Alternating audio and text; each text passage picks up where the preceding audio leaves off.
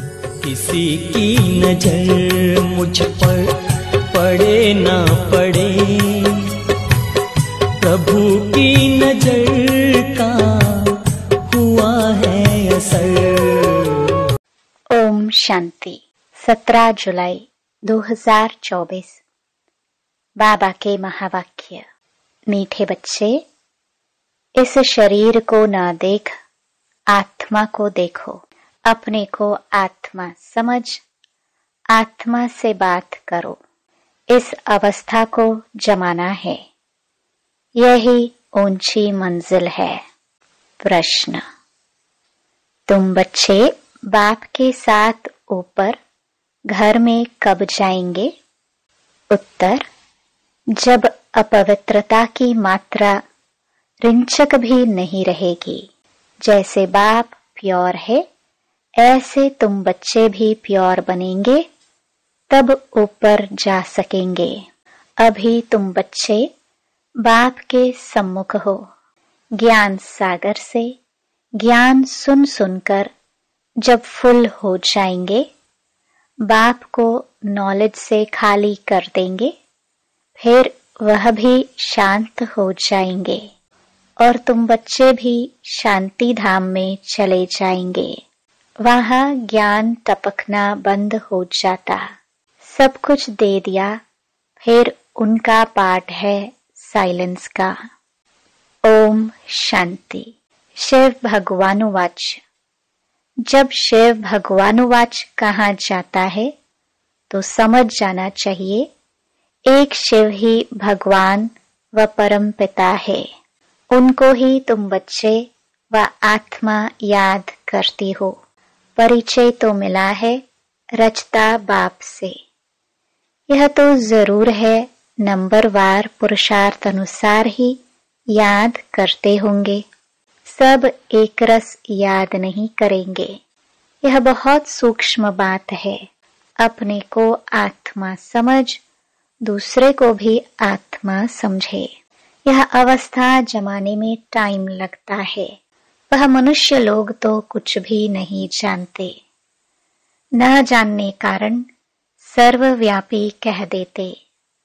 जिस प्रकार तुम बच्चे अपने को आत्मा समझते हो, बाप को याद करते हो, ऐसे और कोई याद नहीं कर सकते होंगे।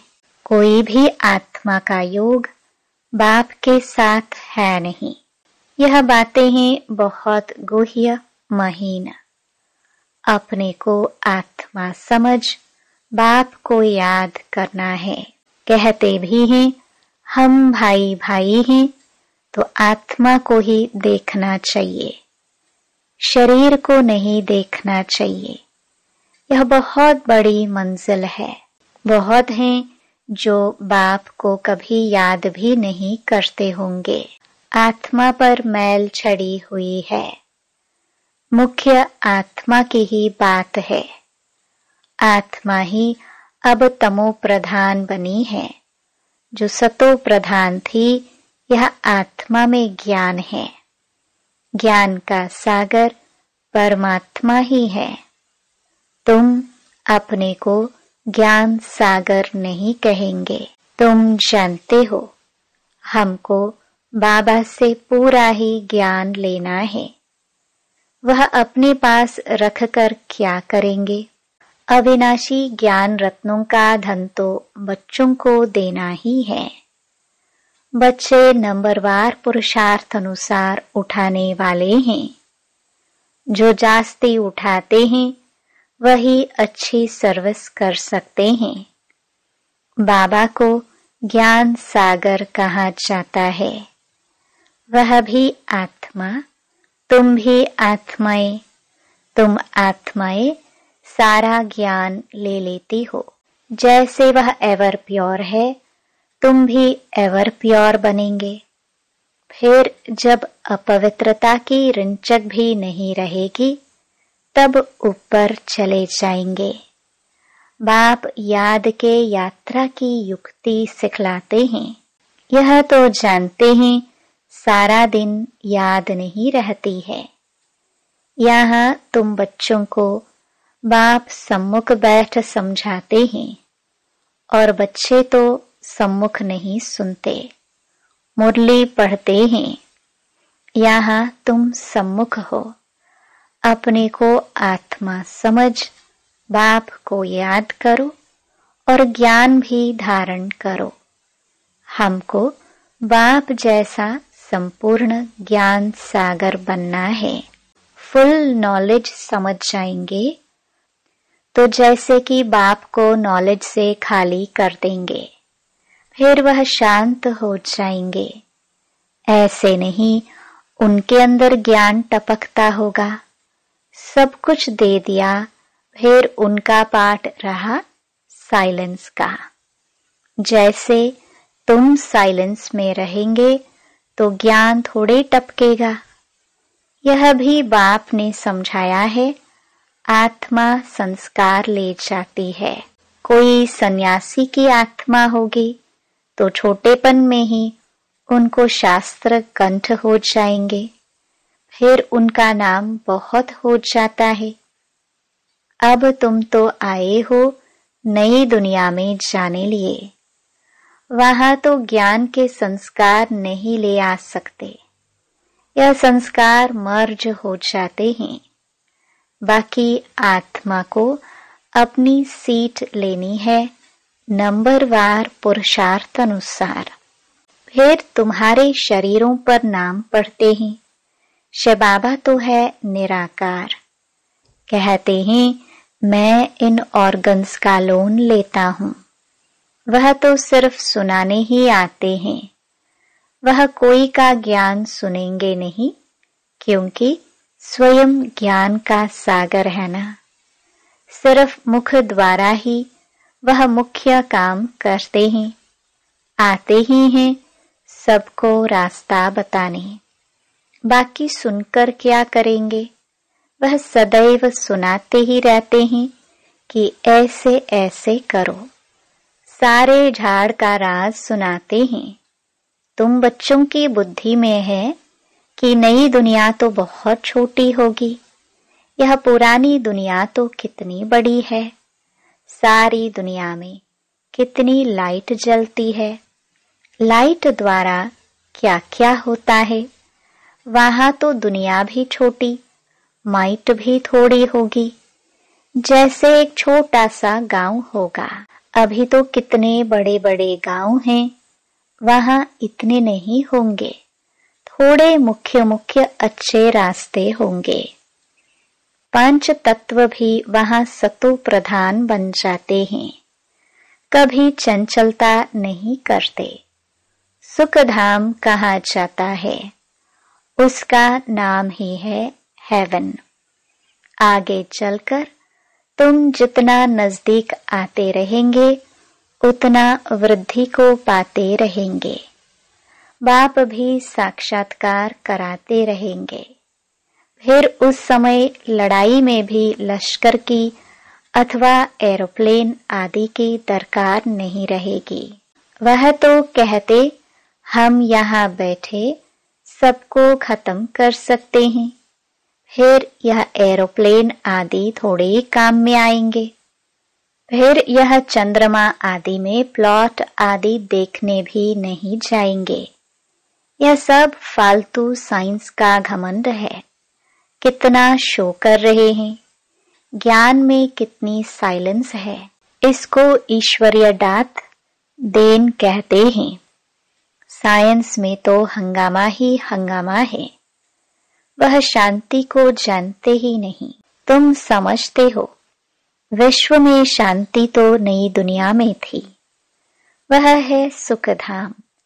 अभी तो दुख अशांति है, यह भी समझाना है। तुम शांति चाहते हो, कभी अशांति हो ही नहीं। वह तो है शांति धाम और सुख धाम में।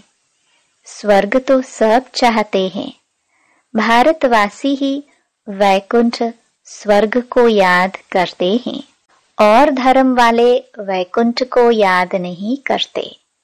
वह सिर्फ शांति को याद करेंगे, सुख को तो याद कर ना सके। लॉ नहीं कहता, सुख को तो तुम ही याद करते हो, इसलिए पुकारते हो, हमें दुख से लिबरेट करो। आत्माएं असुल शांति धाम में रहने वाली हैं, यह भी कोई जानते थोड़े हैं। बाप समझाते हैं, तुम बेसमझ थे। कब से बेसमझ बने? 16 कला से 12-14 कला बनते जाते, माना बेसमझ बनते जाते। अभी कोई कला नहीं रही है। कॉन्फ्रेंसेस करते रहते हैं, स्त्रियों को दुख क्यों है? अरे दुख तो सारी दुनिया में है, अतः दुख है। अब विश्व में शांति कैसे हो?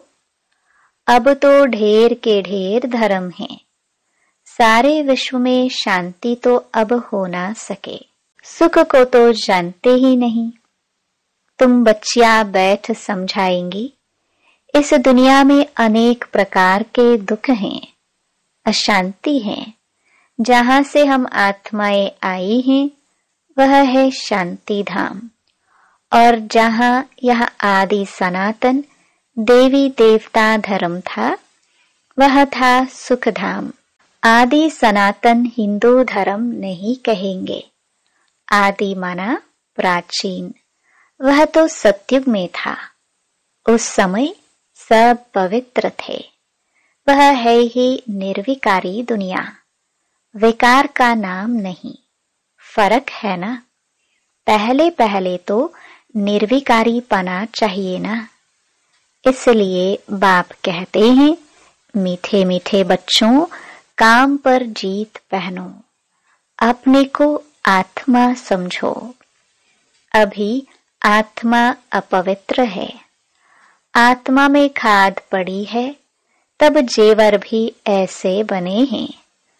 आत्मा पवित्र तो जेवर भी पवित्र होगा।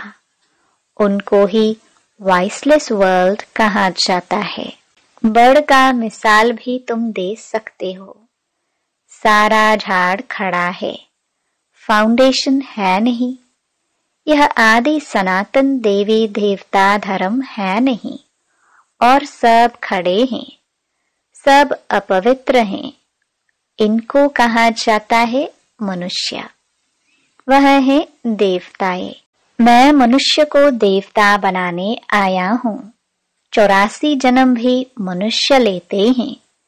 सीधी दिखानी है कि तमो प्रधान बनते हैं तो हिंदू कह देते हैं, देवता कह ना सके क्योंकि पतित हैं।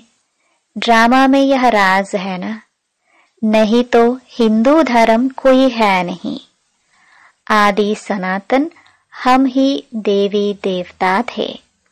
भारत ही पवित्र था, अब अपवित्र है, तो अपने को हिंदू कहलाते हैं। हिंदू धर्म तो कोई ने स्थापन किया नहीं है। यह बच्चों को अच्छी रीति धारण कर समझाना है। आजकल तो इतना टाइम भी नहीं देते हैं। कम से कम आधा घंटा दे, तब पॉइंट सुनाई जाए। पॉइंट तो ढेर हैं, फिर उनसे मुख्य मुख्य सुनाई जाती हैं।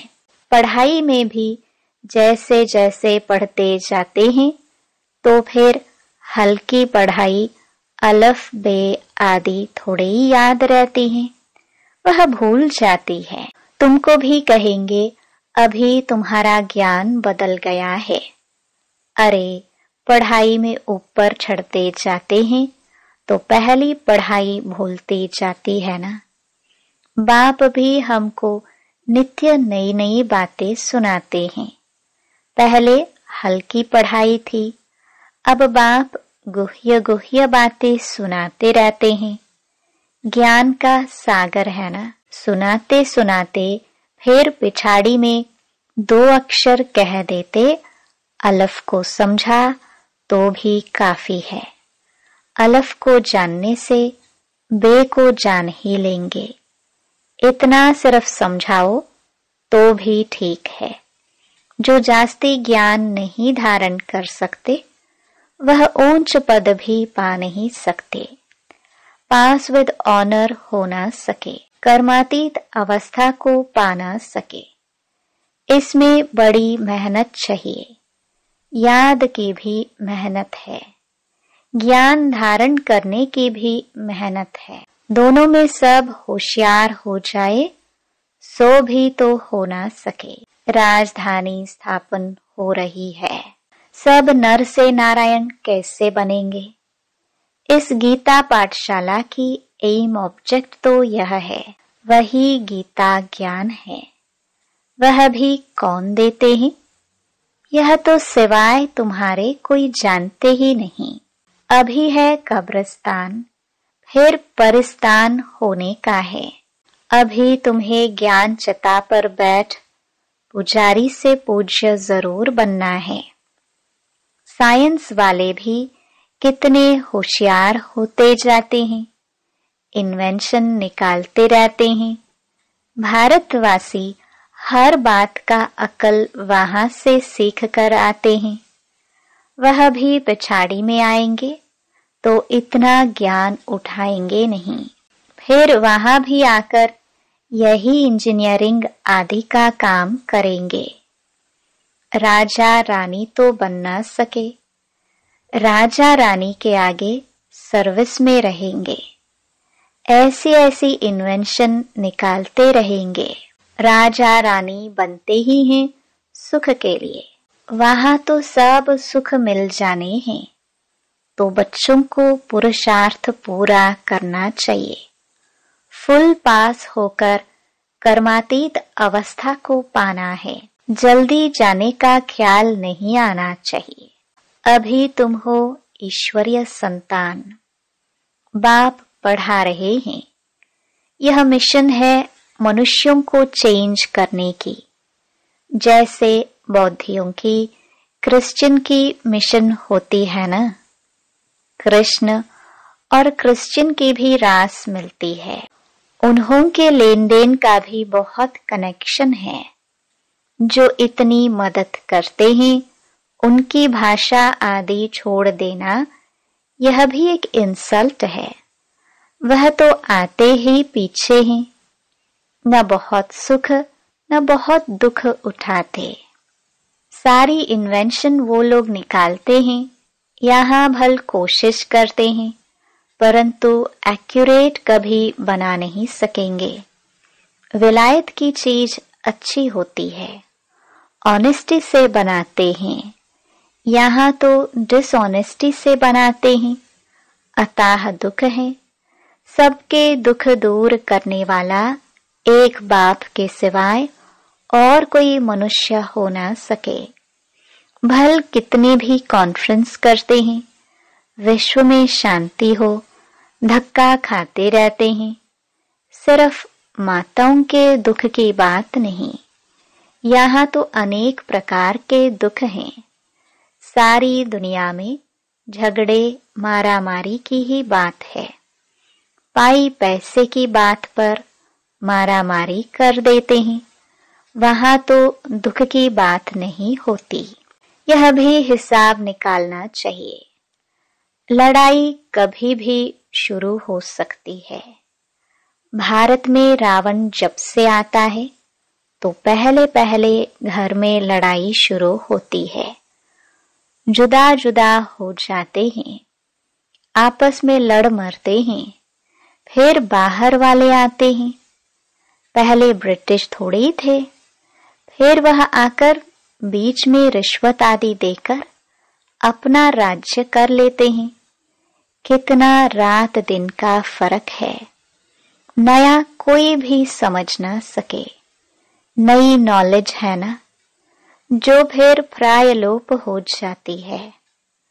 बाप नॉलेज देते हैं, फिर वह गुम हो जाती है। यह एक ही पढ़ाई एक ही बार एक ही बाप से मिलती है। आगे चल तुम सबको साक्षात्कार होते रहेंगे कि तुम यह बनेंगे, परंतु समय कर ही क्या सकेंगे, उन्नति को पा नहीं सकेंगे। रिजल्ट निकल चुकी, फिर ट्रांसफर होने की बात हो जाएगी। फिर रोएंगे पीटेंगे। हम बदली हो जाएंगे नई दुनिया के लिए। तुम मेहनत करते हो, जल्दी चारों तरफ आवाज निकल जाए। फिर आप ही सेंटर्स पर भागते रहेंगे, परंतु जितना देरी होती जाएगी टू लेट होते रहेंगे। फिर कुछ जमा नहीं होगा, पैसे की दरकार नहीं रहेगी। तुमको समझाने लिए यह बाज ही काफी है।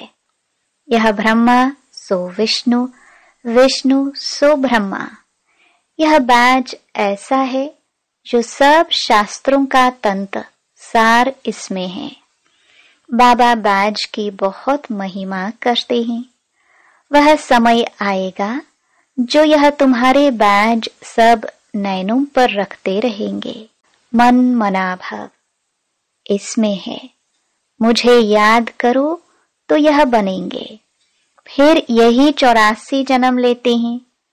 पुनर्जन्म न लेने वाला एक ही बाप है। अच्छा, मीठे मीठे सिखिलदे बच्चों प्रति माता पिता बाप दादा का याद प्यार और गुड मॉर्निंग।